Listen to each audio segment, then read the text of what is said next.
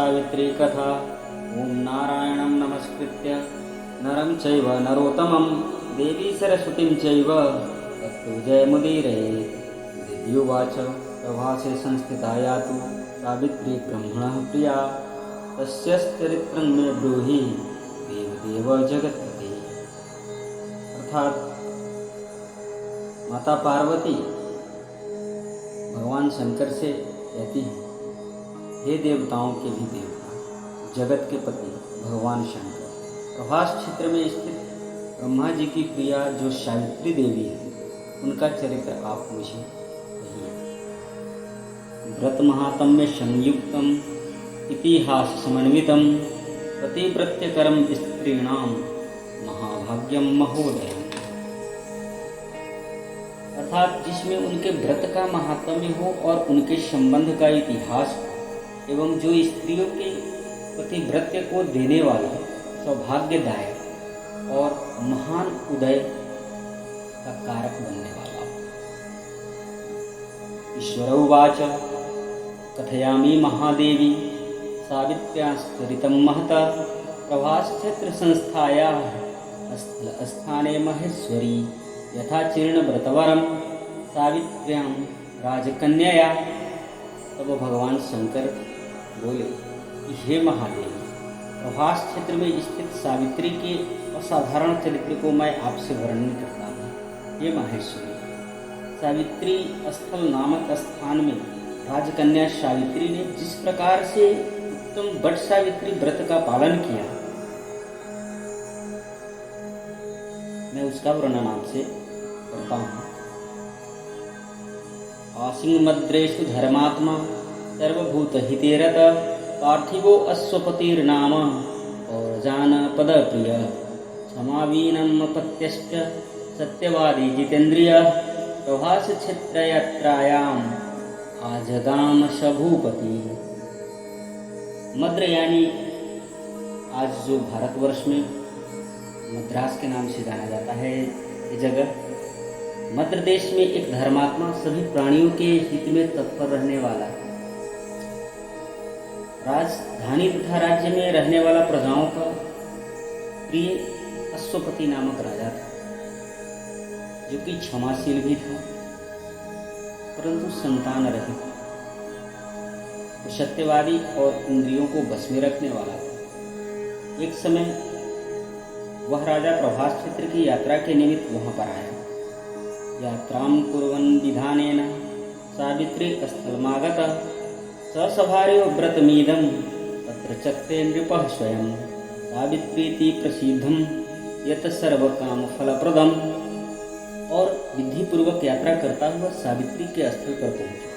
वहां पर उस राजा ने अपनी रानी के साथ इस व्रत को किया जो सावित्री के नाम से यानी सावित्री व्रत के नाम से प्रसिद्ध हुआ और सभी प्रकार की कामनाओं को पूर्ण करने वाला है। तस्य तुष्टा अभवद देवी सावित्री ब्रह्मणः प्रिया भूर्भुवः स्वरीति देखा साक्षान मूर्तिमती स्थिता। भूर्भुवः स्व अर्थात भूलोक, भूर्लोक, स्वर्लोक, इन तीनों लोकों इस मंत्र की साक्षात मूर्ति बनकर स्थित श्री ब्रह्मा जी की प्रिया सावित्री देवी उस राजा पर प्रसन्न हुई। कमंडलूधरा देवी जगमा दर्शनं पुनः कालेन बहुना जाता दुहिता देवरूपिणी। कमंडलू को धारण करने वाली वह सावित्री देवी दर्शन देने के बाद पुनः अदृश्य हो गई और बहुत दिनों के बाद उस राजा के यहाँ देवी के समान रूप वाली एक कन्या का जन्म। अर्थात वो कन्या जो थी रूप में समान रूप वाली सावित्री जी जैसी ही दिखती थी।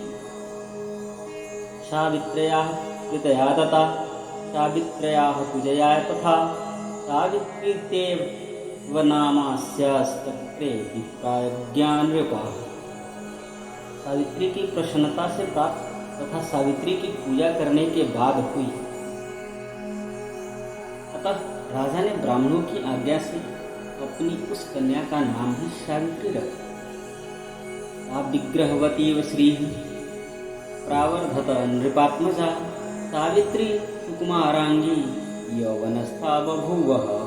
वह राजकन्या सावित्री साक्षात शरीर धारण की हुई लक्ष्मी के समान सुशोभित होती हुई बढ़ने लगी और धीरे धीरे सुकुमार अंगों वाली वह यौवनावस्था को प्राप्त हुई। या सुमध्या पृथु श्रोणी प्रतिमा कांचनी यथा प्राप्तेयं देव कन्या वा दृष्ट्वा कामीतरे जना। जिसके मध्य भाग सुंदर और नितंब भाग विस्तृत और जो सुवर्ण की प्रतिमा के समान दिखाई पड़ती थी, लोग उसे देखकर यह समझते थे कि यह कोई देव कन्या है। तातु पद्म विशालाक्षी प्रज्वलंती व तेजसा चचार सा च सावित्री व्रतम यद् भ्रेभु नोदितम। कमल के समान विशाल नेत्रों वाली एवं तेज से अग्नि के समान प्रज्वलित होती हुई प्रतीत होने वाली वह सावित्री महर्षि भृगु द्वारा कहे हुए सावित्री व्रत को करने लगी। अथोपोख्य शिरस्नाता देवताम विगम्य च उत्वा अग्नि विधिवद्वी प्राण्वाचेद्व परवर्णी। जिसके आरंभ में सुंदर वर्ण वाली उसे उपवास करके सिर से स्नान की हुई सावित्री देवता की प्रतिमा के पास जाकर अग्नि में हवन करके ब्राह्मणों से स्वस्ति वाचन कराया।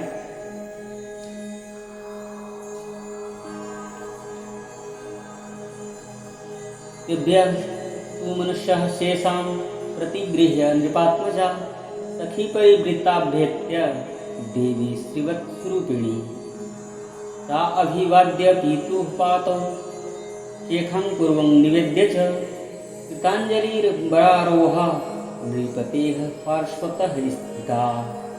और उन ब्राह्मणों से अविशिष्ट पुष्पांजलि ग्रहण करके सखियों से घिरी हुई सहेलियों से घिरी हुई लक्ष्मी देवी के समान सुंदर रूप से सुशोभित हुई वरारोहा वह राजकन्या। वरारोहा का अर्थ है जो वर पाने के सामर्थ्य रखती हो, जिसका विवाह करने का समय आ गया हो। उस स्थिति में जब कन्याएं होती हैं तो उसे वरारोहा कहते हैं। वरारोहा वह राजकन्या समीप में जाकर पिता के चरणों में प्रणाम कर प्रथम प्राप्त पुष्पांजलि को निवेदित कर हाथ जोड़कर राजा के बगल में स्थित हुई। तां दृष्ट्वा यौवन प्राप्तां त्वां सुतां देवरूपिणीं उवाच राजा सम्मन्त्र्य पुत्र्यर्थं सह मंत्रिभिः। युवावस्था को प्राप्त होती हुई अपनी पुत्री को देखकर राजा ने उसके विषय में अपने मंत्रियों से सलाह लेकर राजकन्या से कहने लगा, पुत्री प्रदान कालस्ते न हि कश्चित् वृणोति मां विचार्यन्न पश्यामि वरं तुल्यमिहात्मना। अर्थात हे पुत्री, तुम्हें योग्य वर को देने का समय आ गया है, ऐसा राजा ने कहा। मुझसे कोई तुम्हें मांगने के लिए भी नहीं आता। अब यहाँ प्रश्न यह है कि कोई मांगने क्यों नहीं आता? क्योंकि उस कन्या में इतनी तेज है, वो ऐसा रूप है, उसे देखकर मांगने वाले को भी 100 बार सोचना पड़ता होगा कि इस कन्या को हम कैसे मांगें, क्या मुझ में इतनी सामर्थ्य है? इस तरह के अनेकों सवाल मन में आते हैं। इस वजह से कोई उस समय तक उस राजपुत्री के लिए उसके पिता से हाथ मांगने नहीं गया था। इसलिए राजा कहते हैं, तुम्हें मांगने के लिए भी कोई नहीं आता और मैं भी विचार करने पर तुम्हारी आत्मा के अनुरूप वर को नहीं पा रहा हूँ। और मैं भी जब सोच रहा हूँ तो मेरे दृष्टिकोण में, मेरे सोचाई में कोई ऐसा वर नहीं नजर आ रहा है जो तुम्हारे लायक है। देवादीनां यथावाच्यो न भवेयं यथा कुरु पठ्यमानं मया पुत्रे धर्मशास्त्रेषु च श्रुतम् पितुर्गेहे तु या कन्या रजः पश्य ये संस्कृता ब्रह्महत्या पितुस्तस्य या कन्या वृषली स्मृता। अतः हे पुत्री, देवताओं के निकट में जिस तरह निंदनीय न हो वैसा तुम करो। यहाँ एक बहुत गूढ़ बात कि अगर बेटे की विवाह उचित समय पर ना हो तो मरणोपरांत जब अपने पूर्वजों के पास देवताओं के लोक में जब आत्मा पहुंचती है तो वहां भी उसकी घोर भर्त्सना होती है। इसलिए हे पुत्री, मैं वहां निंदनीय ना हूं, तुम कुछ ऐसा करो। मैंने धर्मशास्त्र में पढ़ा है और सुना भी है कि यदि पिता के गृह में रहती हुई विवाह के पहले कि जो कन्या रजो धर्म से युक्त हो जाती है वह शूद्रा के समान समझी जाती है तथा उसके पिता को ब्रह्म हत्या के समान पाप लगता है। अतो अथ प्रेषयामि त्वां कुरु पुत्री स्वयंवरम वृद्धैरमात्य सहिता शीघ्रं कक्षावधारय। इसलिए हे पुत्री, मैं तुमको भेज रहा हूँ कि तुम स्वयं अपने स्वयंवर के आयोजन करो, अर्थात तुम अपनी योग्य वर तुम खुद ढूंढ लो। वृद्ध मंत्रियों के साथ शीघ्र जाओ और मेरी बात मानो।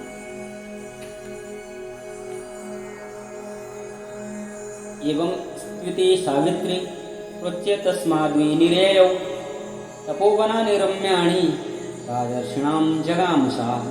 इसके बाद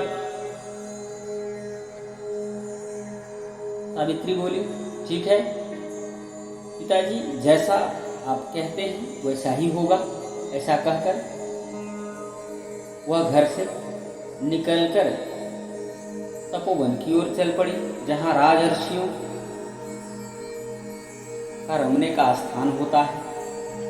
मान्यानाम तत्र वृद्धानाम कृत्वा पादाभिवंदनम ततो अभिगम्य तीर्थानि कर्माण्येवाश्रमाणि च। आजगाम पुनर्वेशम सावित्री सह मंत्रिभिः तत्रापश्यत् देवर्षि नारदं पुरतः शुचिम। और वहां पहुंचकर माननीय वृद्धजनों को प्रणाम कर सभी तीर्थों और आश्रमों में जाकर पुनः मंत्री के साथ सावित्री अपने गृह पर आ गए और वहां पर पिताजी के समक्ष पवित्र देवर्षि नारद को बैठे हुए देखा। आसीनमासने विप्रम प्रणम्य स्मित भाषणी कथयामास तत्कार्य येना अरण्यम गता। ऐसा आसन पर बैठे हुए नारद जी को प्रणाम करके मुस्कुराती हुई इस कार्य के लिए वन में गई थी, सारी कथाएं वो वर्णन करने लगी। सावित्री उवाच आशिक्षालवेषु धर्मात्मा क्षत्रियः पृथिवीपति द्युमत्सेन इति ख्यातो दैवादन्धो बभूवश।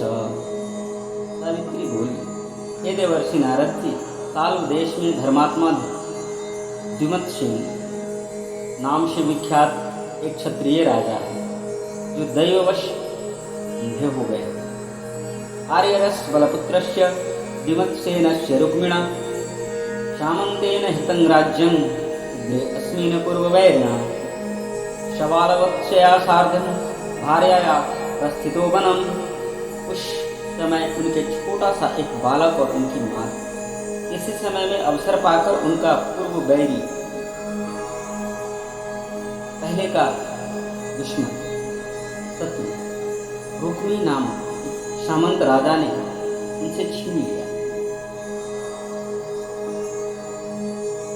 अतः वह आर्य द्युमत्सेन छोटे बच्चे के साथ लिए हुए अपनी स्त्री के साथ अपने राज्य से च्युत होकर जंगल की ओर चल दी। सतस्य च वने वृद्ध पुत्र परम धार्मिक सत्यवागन रूपों में भरतेति मनस्यप्सिता। उनका वह पुत्र वन में ही बड़ा होकर परम धार्मिक सत्य बोलने वाला है। अतः अपने अनुरूप पति समझकर मैंने उसे मन से वरण कर लिया है। अहोव्रत महत्कष्टम सावृत्या नृपते कृतम बाल स्वभावदन गुणवान सत्यवान मृदा। यह सुनकर नारद जी ने कहा, हे राजन, सावित्री ने यह बड़ा कष्टप्रद कार्य कर डाला। बाल बुद्धि होने से उसने केवल गुणवान समझकर सत्यवान को वर्ण कर लिया। सत्यम वदति यस्य पिता सत्यम माता प्रभाषते सत्यम वदति मुनिः सत्यवानां वैभवम्। उसका पिता सत्य बोलता है, माता सत्य बोलती है और वह स्वयं भी सत्य बोलता है, इसलिए उसका नाम मुनियों ने सत्यवान रखा है। नित्यं च स्वा प्रियस्तस्य करोत्यस्वाश्च निर्णयान् चित्रे अपि च लिखत्यस् वांस्तित्रास्व इति चोच्यते।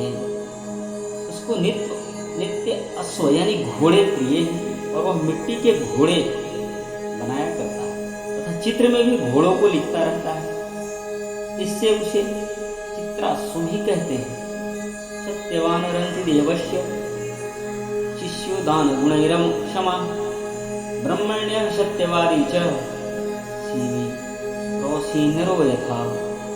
सत्यवान दान और गुण में राजा रंतिदेव शिष्य के समान है, ब्राह्मणों की रक्षा करने वाला और सत्यवादी तथा कौशीनर शिवी के समान है। ययातिरीव चोदार सोमवत प्रियदर्शन रूपेणान्य तमो अश्वीभ्याम द्युमत्सेन शमो बलि। ययाति के समान उदार, चंद्रमा के समान देखने में प्रिय लगने वाला, रूप में दूसरे अश्विनी कुमारों के समान और द्युमत्सेन के समान बलवान है। एको देशो अस्ति नान्यश्च सो अद्य प्रभृति सत्यवान संवत्सरेण क्षीणायुर देहत्यागं करिष्यति। नारदस्य वचः श्रुत्वा दुहिता प्राह पार्थिवम्। किंतु उसमें केवल यही एक दोष है, दूसरा कोई नहीं कि सत्यवान आज से ठीक 1 वर्ष पर क्षीण आयु हो जाने से देह त्याग कर देगा। इस प्रकार नारद की बात सुनकर राजकन्या सावित्री ने राजा से कहा। सावित्री उवाच सक्री जल्पन्ति राजान सक्री जल्पन्ति ब्राह्मणा सकृत कन्या प्रदीयेत त्रिनेतानि सकृत सकृता। राजा लोग किसी से एक बार कोई बात कहते, ब्रह्मवेता ब्राह्मण एक ही बार कहते हैं और एक ही बार कन्या दी जाती है। ये तीनों काम एक बार ही किया जाता है। दीर्घायु रथाओ अल्पायु सगुणो निर्गुणो अपि वा सकृत कृतं मया भरता न द्वैतं वृणोम्यहम्। दीर्घायु हो अथवा अल्पायु, गुणवान हो अथवा निर्गुण, वर को एक बार वरण कर लिया और दूसरे वर को वरण नहीं करूंगी, ऐसा सावित्री ने नारद जी के समक्ष अपने पिता से मनसा निश्चयं कृत्वा ततो वाचा अभिधीयते क्रियते कर्मणा पश्चात प्रमाणम ही मनस्ततः। पहले मन से निश्चय करके बाद में उसे वाणी द्वारा प्रकट किया जाता है, पुनः उसके बाद कर्म द्वारा किया जाता है।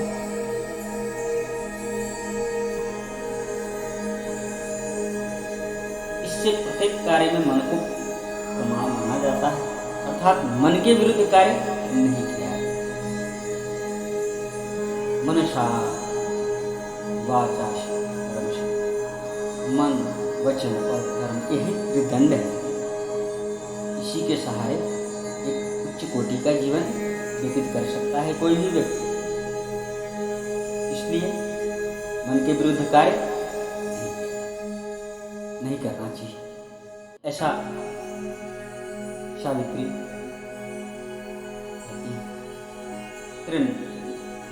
ऋषि नारद कहते हैं। नारद उवाच येदेतदिष्टं भवतः शीघ्रमेव विधीयताम् अविघ्नेन तु सावित्र्याः प्रदानं दुहितुस्तव।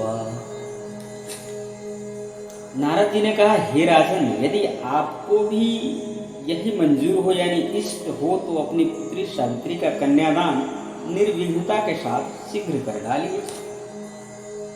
एवं उक्त्वा समुत्पत्य नारदस् त्रिशद्दिवंगतः राजा च दुहितः सर्वं वैवाहिकम् अकरोत्। शुभे मुहूर्ते पार्श्वस्थे ब्राह्मणैर्वेदपारगैः। ऐसा कहकर नारद जी आकाश मार्ग से स्वर्ग लोक की ओर चले गए। उसके बाद राजा ने भी शुभ मुहूर्त देखकर समीपवर्ती वेदों के पारगामी यानी वेदों में पारंगत ब्राह्मणों के द्वारा पुत्री सावित्री का विवाह संबंधी सभी कार्य संपन्न किया। सावित्र्यपि च तं लब्ध्वा भर्तारं मनस्यप्सितं मुमुदे अतीव तन्वंगी स्वर्गं प्राप्येव पुण्यकृता। और तन्वंगी सावित्री भी मनोभिलषित उस सत्यवान पति को पाकर इस कदर प्रसन्न हुई, इस तरह प्रसन्न हुई जैसे कोई पुण्यात्मा, कोई पुण्य करने वाला व्यक्ति स्वर्ग प्राप्त करके प्रसन्न हो। एवं तत्राश्रमे तेषां तदा निवसतां सतां कालस्तु पश्यतां किस्तिद अति चक्राम पार्वती। पुनः शिवजी पार्वती जी से कहते हैं, हे पार्वती, इस प्रकार आश्रम में उस समय रहते हुए उन दोनों के यानी सावित्री और सत्यवान के कुछ समय व्यतीत हुए। सावित्र्यास्तु तदा नार्यास् तिष्ठन्त्याश्च दिवाशिनं नारदेन यदुक्तं तद्वाक्यं मनसि वर्तते। उस समय केवल एक भार्या सावित्री ही ऐसी थी कि जिसके चित्त में रात दिन जो नारद की बात कही हुई थी, नारद जी जो बता के गए थे, वह हमेशा सावित्री के मन में होते रहता। ततः काले बहुति थे व्यतिक्रांते कदाचन प्रातः कालो अथ मर्तव्यो यत्र सत्यव्रतो नृप। उसके बाद बहुत दिन बीत जाने पर वह समय यानी सत्यवान के मरण काल का समय आ गया कि जिसमें सत्यवान को शरीर त्याग करना था। ज्येष्ठ मासे शीते पक्षे द्वादशायां रजनी मुखे गणयन्त्याश्च सावित्र्या नारदोक्तं वचो हृदि। चतुर्थे अहनि मर्तव्यमिति संचिन्त्यन्त भामिनी व्रतं त्रिरात्रम् उद्दिश्य दिवारात्रं स्थिताश्रमे। अतः सावित्री नारद की कही हुई सत्यवान के मृत्यु के तिथि को हृदय में गिनती हुई ज्येष्ठ मास के शुक्ल पक्ष की द्वादशी तिथि को सायंकाल में आज से चौथे दिन मेरे पति को मरना चाहिए, यह सोचकर 3 रात्रि तक निराहार व्रत रहने का उद्देश्य रखकर रात दिन आश्रम में स्थिर रूप से रहने लगी। ततस्त्री रात्रं न्यवस्तस्नात्वा संतपर्य देवतां स्वश्रूष्वसूर्यो पादौ भवन्दे चारुहासिनी। इसके बाद 3 रात्रि बीत जाने पर प्रातः काल यानी मरण तिथि वाले दिन, जिस दिन सत्यवान की शरीर त्यागने का दिन था, उस दिन स्नान कर देवताओं का तर्पण करने के बाद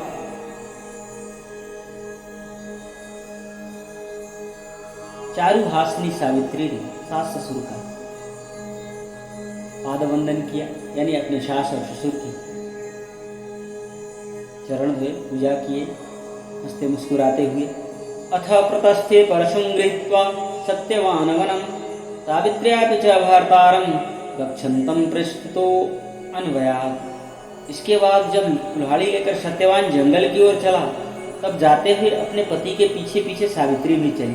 ततो गृहीत्वा तरसा फलपुष्प समितकुशान् अथ शुष्काणि चादाय काष्ठभारं कल्पयेत्। वन में पहुंचकर सत्यवान जल्दी जल्दी फल पुष्प समिधा और कुशा तथा सूखी लकड़ियों को इकट्ठा कर ले जाने योग्य एक भार बनाने लगा। अथ पाटयतः काष्ठां जाता शिरसि वेदना काष्ठभारं त्यक्त्वा वटशाखावलम्बित। सावित्रीं प्राह शीर्षो वेदना मां प्रवाधते तवोत्संगे क्षणं तावत् मिच्छामि सुंदरी। लकड़ियों को काटते काटते अचानक सत्यवान के सिर में दर्द होता है और उस पीड़ा की वजह से उसी समय कार्य को छोड़कर बट वृक्ष की एक शाखा का सहारा लेकर सावित्री से वो कहता है, हे सुंदरी, सिर की वेदना मुझे दुख दे रही है, अतः मैं तुम्हारी गोद में क्षणभर सोना चाहता हूँ। विश्रमस्व महाबाहो सावित्री प्राह दुखिता, पश्चादपि गमिष्यामि याश्रम श्रमनाशना। सावित्री ने दुखित होकर कहा, हे महाबाहो, आप विश्राम करें, पीछे हम श्रम को दूर करने वाले आश्रम में चलेंगे। यावत् उदत संगमं कृत्वा चिरोस्य तु महितले, तावद् दर्श सावित्री पुरुषं कृष्ण पिंगलम। किरीटिनं पीतवस्त्रं साक्षात् सूर्य निबोधितं, तमुवाचा अथ सावित्री प्रणम्य मधुराक्षरम। जैसे ही पृथ्वी पर बैठी हुई सावित्री ने सत्यवान के सिर को अपनी गोद में रखा, वैसे ही उसने कृष्ण मिश्रित पिंगल वर्ण यानी हल्का पीले वर्ण वाले मुकुटधारी किरीटधारी पीत वस्त्र पहने हुए साक्षात सूर्य के समान उदित हुए पुरुष को देखा। उसे देखकर सावित्री प्रणाम कर मधुर वचनों में उससे कहने लगी, कस्त्वं देवो अथवा दैत्यो व्योमां धर्षितुमागत, न चाहं केन चिक्षक्या स्वधर्मदेव रोधितुं। विधि मा पुरुषश्रेष्ठ दीप्ताम अग्नि शिखामिव। आप देवताओं या दैत्यों में से कौन हो, पूछती है सावित्री, जो मुझे धर्मच्युत करने के लिए आए हो। मुझे अपने धर्म से च्युत करने के लिए कोई समर्थ नहीं है, क्योंकि हे पुरुष श्रेष्ठ, मुझे धधकती आग की लपटे के समान ही समझिए। यमौवाच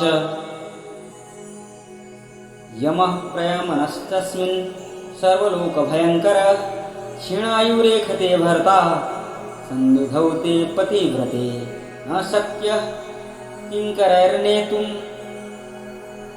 तो अहं स्वयमागत।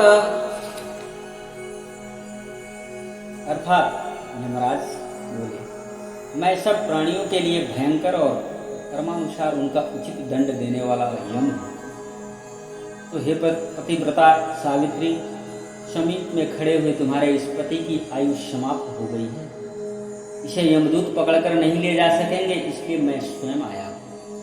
एवं उक्त्वा सत्यव्रत शरीरात् पाश संयुत अंगुष्ठा मात्र पुरुषं निश्चकर्ष यमो बलात्। ऐसा कहकर फांस को लिए हुए यमराज ने सत्यव्रत के शरीर से अंगुष्ठ मात्र वाले शरीर वाले पुरुष यानी जीवात्मा की जो लंबाई है वह अंगूठे मात्र की होती है, इसलिए अंगुष्ठ मात्र यहाँ कहा गया है, उसको बलपूर्वक उससे शरीर से निकाल लेते हैं। अथ प्रयातुम आरेभे पंथानाम पितृसेवितम, सावित्र्यापि वरारोह पृष्ठतो अनुजगामः। इसके बाद पितृगण से सेवित यमपुरी के मार्ग की ओर चलना शुरू किया। तो वरारोह सावित्री यानी सावित्री अपने पति के पीछे पीछे अर्थात यम के पीछे पीछे जो उसके पति की आत्मा को लेके जा रहे थे उसके पीछे पीछे वो भी चल पड़ी। पतिव्रतत्वात् चाश्रान्तां तामुवाच यमस्तथा निर्वत गच्छ सावित्री मुहूर्त तो मिहावता एकमार्गो विशालाक्षी न केनाप्यनुगम्यते। अर्थात यम ने पतिव्रता होने के नाते चलने में न थकती हुई उससे कहा, सावित्री से जो क्योंकि सावित्री पतिव्रता थी और पतिव्रत धर्म में इतनी शक्ति होती है कि वो उस शक्ति की वजह से यम के पीछे पीछे वो चल रही थी लेकिन थक नहीं रही थी। व्रतालु यहाँ ध्यान दें, पतिव्रता कितनी बड़ी चीज। एक मुहूर्त हुआ जिसमें यम ने कहा, हे देवी एक मुहूर्त हुआ तुम यहाँ तक मेरे साथ आई, अब लौट जाओ। हे विशाल नेत्रों वाली, कोई भी जीव बिना आयु समाप्त हुए इस यमपुरी के मार्ग पर नहीं आ सकता। फिर सावित्री बोलती, सावित्री उवाच न श्रमो न च मे ग्लानि कदाचिदपि जायते भर्तारम् अनुगच्छन्त्या विशिष्टस्य च सन्निधौ। सावित्री कहती है, आपके जैसे विशिष्ट पुरुष के साथ पति का अनुगमन करती हुई मुझे कभी भी शर्म या ग्लानि नहीं हो सकती।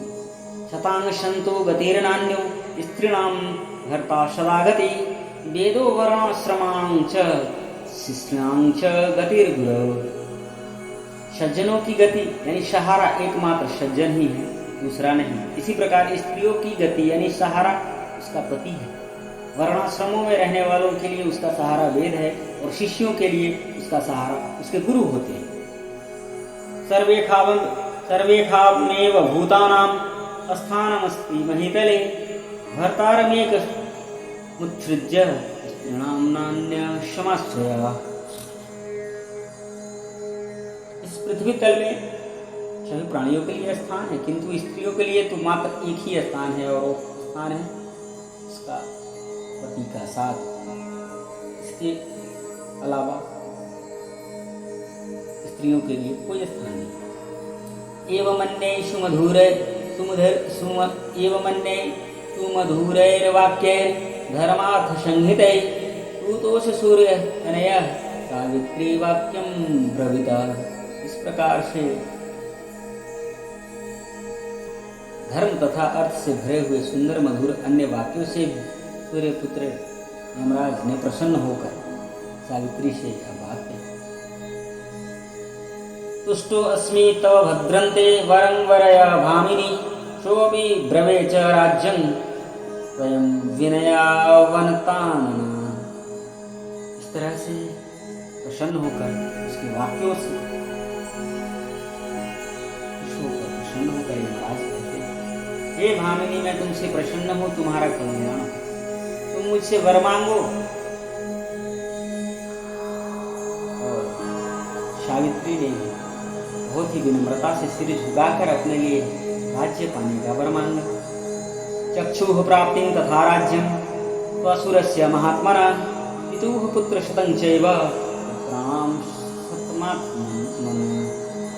और अपने महात्मा ससुर के लिए देखने के लिए शक्ति पाने का, साथ साथ पुनः राज्य प्राप्ति एवं अपने पिता के लिए 100 पुत्रों का तथा अपने लिए भी 100 पुत्रों का वरदान मांगियो। जीवितं च तथा भर्तु धर्म सिद्धिं च सरस्वतीं धर्मराजो वरं दत्त्वा लेखयामास पांततः। अर्थात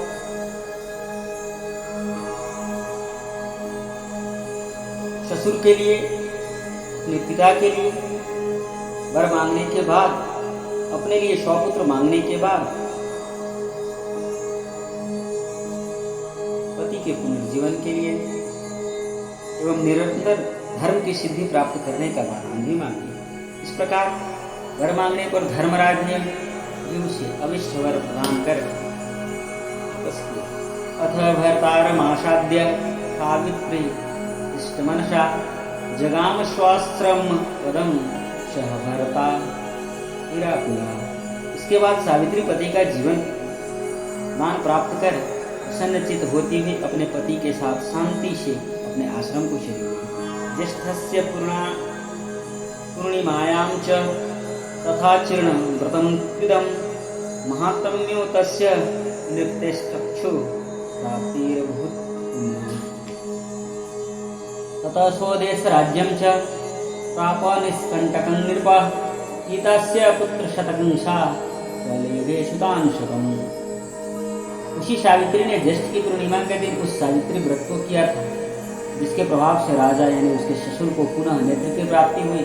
उसके बाद उन्हें निष्कंटक अपने देश तथा राज्य की प्राप्ति हुई और सावित्री के पिता को 100 पुत्र तथा सावित्री को ही 100 पुत्र। एवं व्रतस्य महात्म्यम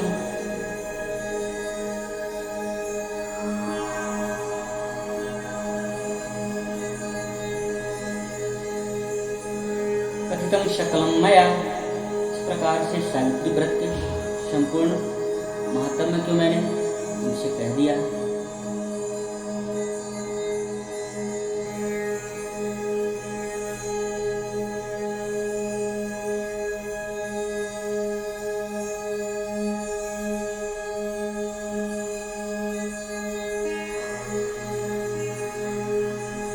इस प्रकार सावित्री को अपने मृत पति सत्यवान का पुनर्जीवन प्राप्त हुआ और स्वयं महाराज से अपने पति को पुनः वापस प्राप्त करके वह लंबे समय तक जीवन का भोग आनंद और विलास किया। इसके पीछे सबसे बड़ा वरदान इसका पतिव्रत धर्म था। इस तरह वट सावित्री का व्रत कथा समाप्त होता है। आप सभी व्रतियों को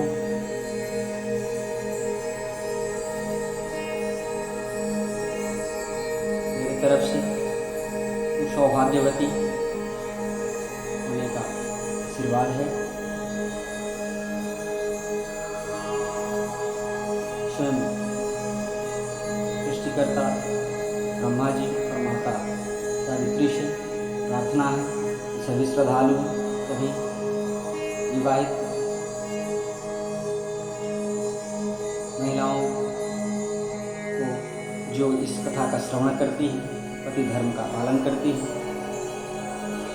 उनके सौभाग्य सदैव बना रहे, इसके लिए हमेशा प्रार्थना करूँगा। धन्यवाद।